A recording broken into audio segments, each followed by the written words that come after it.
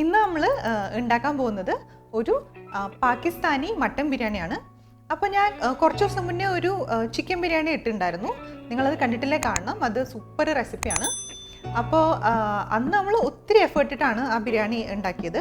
ഇന്നത്തെ റെസിപ്പി അത്രയ്ക്ക് എഫേർട്ടൊന്നുമില്ല, എന്നാൽ അതേപോലെ തന്നെ ടേസ്റ്റുള്ള ഒരു സ്പൈസി ആയിട്ടുള്ള ബിരിയാണിയാണ്. അപ്പോൾ നമുക്ക് അതിൻ്റെ റെസിപ്പിയിലേക്ക് പോവാം. ആദ്യം നമുക്ക് കുറച്ച് കുക്കിംഗ് ഓയിൽ ഒഴിച്ചു കൊടുക്കാം. എണ്ണ ചൂടാകുമ്പോൾ നമ്മൾ അതിലേക്ക് 4 വറ്റൽമുളക്, ഒരു 1/2 ടീസ്പൂൺ ജീരകം, ഒരു 4-5 ഏലക്ക, 3 ബേ ലീവ്സ്, ഒരു തക്കോലം, പിന്നെ ഒരു 2 കറുവപ്പട്ട, ഇത്രയും സാധനങ്ങൾ ഇട്ട് കൊടുക്കും. വറ്റൽമുളക്, ജീരകം,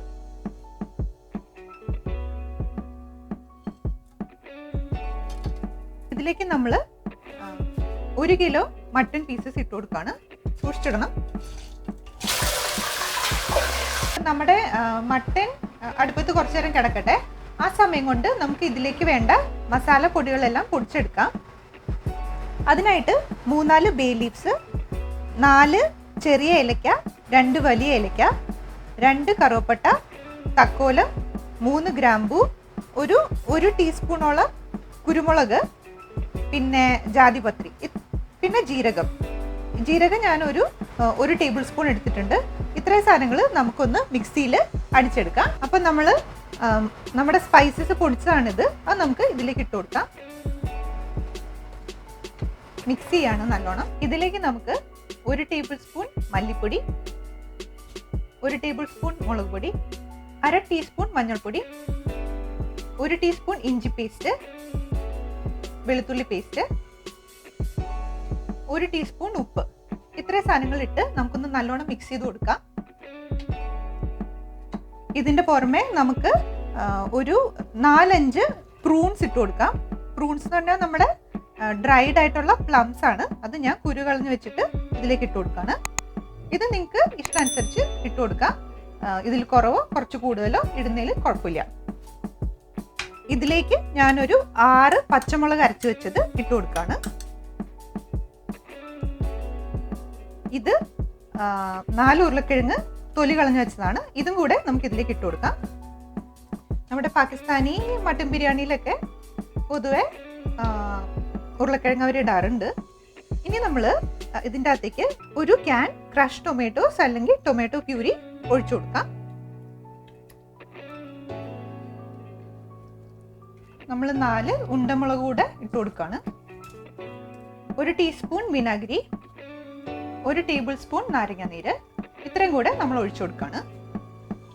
ഇനി നമുക്കിത് അടച്ചു വെച്ച് വേവിക്കാം.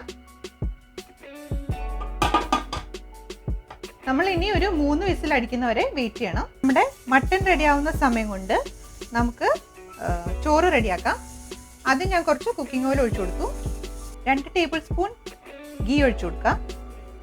ഗീ ചൂടാകുമ്പോൾ നമ്മൾ അതിലേക്ക് 2 ബേ ലീവ്സ്,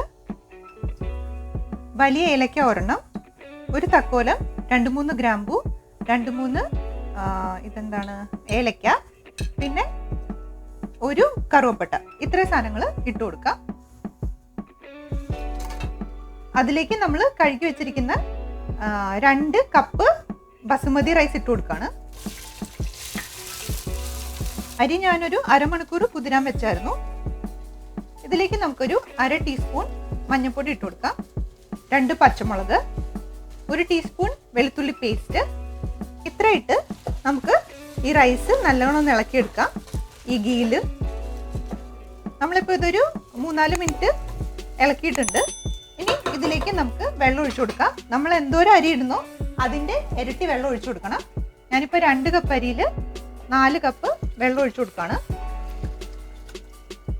3/4 ടേബിൾ സ്പൂൺ ഉപ്പ്, അത്രേ ഉള്ളൂ. നമ്മൾ നല്ലോണം ഒന്ന് മിക്സ് ചെയ്ത് വേവിക്കാം. വെള്ളം നല്ലോണം തിളയ്ക്കുന്നുണ്ട്. നമ്മളിനി തീ സിമ്മിലിട്ട് അടച്ചു വെച്ച് ഒരു 10 മിനിറ്റോളം വേവിക്കണം. ഏകദേശം ഒരു 6-7 മിനിറ്റായി. വെള്ളം വറ്റി വന്നിട്ടുണ്ട്. നമുക്ക് ഒന്നുകൂടെ ഇളക്കി അടച്ചു വെക്കണം. എന്നിട്ടൊരു 2-3 മിനിറ്റ് കൂടെ ചോറ് വേവിച്ചു. ഇപ്പം നമ്മുടെ ചോറ് റെഡി ആയിട്ടുണ്ട്. അത്രയും മതി. ഫ്ലെയിം ഓഫ് ചെയ്യാം. അപ്പോൾ നമ്മുടെ മട്ടൻ്റെ കാര്യം എന്തായെന്ന് നോക്കാം. പൊട്ടറ്റോ ഒക്കെ വെന്ത് വന്നിട്ടുണ്ട്. നമ്മൾ ഇനി കുറച്ച് നേരം കൂടെ ഇത് അടുപ്പത്ത് വെച്ച് വെള്ളം ഒന്ന് കുറച്ച് വറ്റിച്ചെടുക്കണം. ഞാനിത് ഹൈ ഫ്ലെയിമിൽ ഇട്ടിരിക്കുകയാണ്. ഞാൻ നമ്മുടെ കറി കുക്കറിൽ നിന്ന് ഒരു വിസ്താരമുള്ള ഒരു പാത്രത്തിലേക്ക്, ഒരു പാനിലേക്ക് മാറ്റി നമ്മളിതിനി തിളപ്പിച്ച് എണ്ണ തെളിയാൻ വെയിറ്റ് ചെയ്യണം. കൂട്ടത്തിൽ ഇതിൻ്റെ പുറത്തേക്ക് നമുക്ക് കുറച്ച് മല്ലിയിലയും കൂടെ ഇട്ട് കൊടുക്കാം.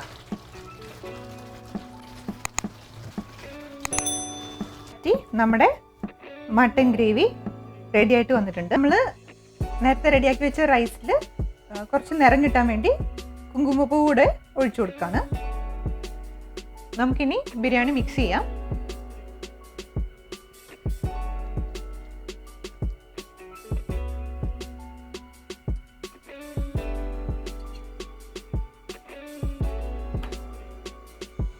കുറച്ച് കറി ഒരു ട്രേയിലേക്ക് ആദ്യം ഇട്ടിട്ട്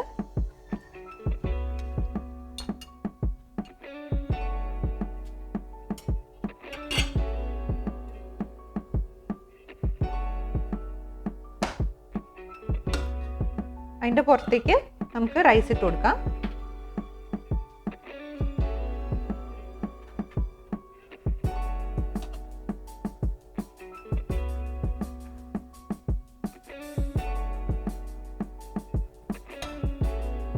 അതിൻ്റെ പുറത്തേക്ക് കുറച്ച് ഫ്രൈഡ് ഓണിയൻ. ഞാൻ ഈ സവാള ഫ്രൈ ചെയ്തെടുത്തപ്പോൾ സ്വല്പം പഞ്ചസാരയും കൂടി ഇട്ട് കൊടുത്തു. അതിനൊരു പ്രത്യേക ഫ്ലേവറാണ്.